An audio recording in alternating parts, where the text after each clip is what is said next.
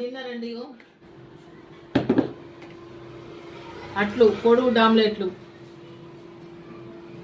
కోడిగుడ్డు ఆమ్లెట్, పప్పు అండి, సొరకాయ పప్పు, మామిడికాయ పప్పు, సొరకాయ మామిడికాయ పెసరపప్పు. ఇది యాజ్ యూజువల్గా నా చపాతి.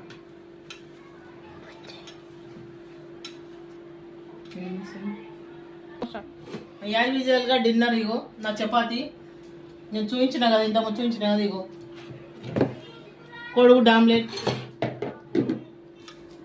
పప్పు, రైస్. మీరేం చేసుకున్నారండి డిన్నర్? మీదేమింది ఈరోజు?